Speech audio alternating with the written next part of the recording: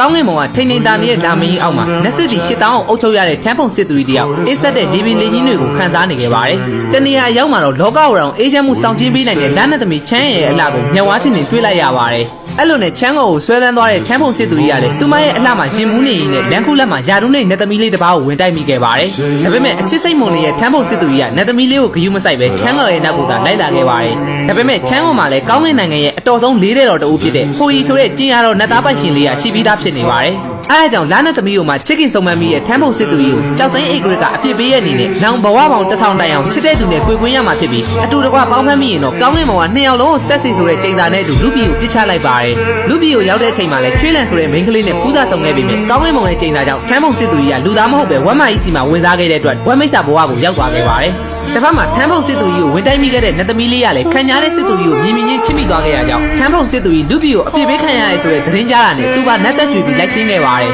မိကူညီမတွေအားလုံးကစမ်းကြောင်းတစ်ခုထဲမှာရေသွားချိုးကြပါတယ်မိစ္ဆာမလေးတွေဆိုတဲ့အတန်ကြားရတယ်ပါကျဲကသူတယောက်တည်းမိစ္ဆာမ9ယောက်လုံးကိုနှိမ်နှင်းမယ်လို့ပြောကထွက်လာခဲ့ပါတယ်ပြီးရင်တော့9တောင်အတွင်းနဲ့ကောင်မလေးတွေနဲ့ချင်းကပ်ခဲ့ပြီးမြဲကြံတဲ့သူတွေအားလုံးကအဝေးကိုရှောင်သွားကြပြီးဗိုင်ယိုလန်ဆိုတဲ့မိစ္ဆာမလေးတယောက်ကကြံနေခဲ့ပါတယ်တကယ်တော့ဗိုင်ယိုလန်ကကောင်းကင်ဘုံမှာပါကျဲဝင်တိုက်ပြီးခဲ့တဲ့နတ်သမီးလေးဖြစ်နေရဲ့ပြီး2ယောက်လုံးကလည်းမြင်မြင်ချင်းမှတ်မိသွားကြတဲ့အတွက်စမ်းကြောင်းထဲမှာပဲချစ်ကျွမ်းဝင်ခဲ့ကြပါတယ်ဗိုင်ယိုလန်ကထမ်းဖို့စစ်သူကြီးကိုသဘောကျတာမဟုတ်ပဲသူချစ်တဲ့သူဘလို့အသွင်ပဲဖြစ်နေဘယ်ဘဝပဲရောက်အတူပေါင်းဖက်ရတဲ့အထိတစ္ဆာကြီးမားတဲ့သူတယောက်ဖြစ်ပါတယ်သူချစ်တဲ့စစ်သူကြီးဝဘဝရောက်သွားသည့်တိုင်အောင်ကိုယ်တိုင်ကပင်းကူမိတ်ဆာတကောင်ပြည့်နက်စီးစိန်ကိုပါဆွန့်လွတ်ပြီးလိုက်လာခဲ့တဲ့အတွက်ဗိုင်ယိုလန်ကလှပတဲ့ချစ်ချင်းမြတ်တာကိုခေါ်ကျူးပြနိုင်ခဲ့ပါတယ်ဗိုင်ယိုလန်ကသူ့ကိုချစ်လုံးလို့နတ်သမီးလေးဘဝကနေမိတ်ဆာဘဝစီလိုက်လာခဲ့တဲ့အကြောင်းသိလိုက်ရတဲ့အချိန်မှာတော့သူ့ကိုယ်သူမိတ်ဆာတကောင်ပဲဖြစ်သွားပြီလို့ခံယူထားတဲ့ပါကြီးကအရင်လိုလူသားဆန်ဆန်ခံစားချက်တွေပြန်ဝင်လာခဲ့ပြီးမျက်ရည်တွေကျနေပြီးခဲ့ပါတယ်နောက်ဆုံးမှာတော့မျက်လုံးတရားမိတ်ဆာနဲ့ပင်းကူတွေကိုနှိမ်နှင်းနိုင်ခဲ့ပြီးဘူကုံကလည်းပါကျဲကိုပင်းကူညီမတွေအားလုံးကိုတတ်ခိုင်းခဲ့ပြီးမြဲပါကျဲကတော့သူချစ်တဲ့ဗိုင်ယိုလန်တယောက်ကိုတော့ချမ်းသာပေးခဲ့ကဆရာတော်နဲ့အနောက်ရက်ကိုပဲဆက်ပြီးလိုက်ဖို့ရွေးချယ်ခဲ့ရပါတယ်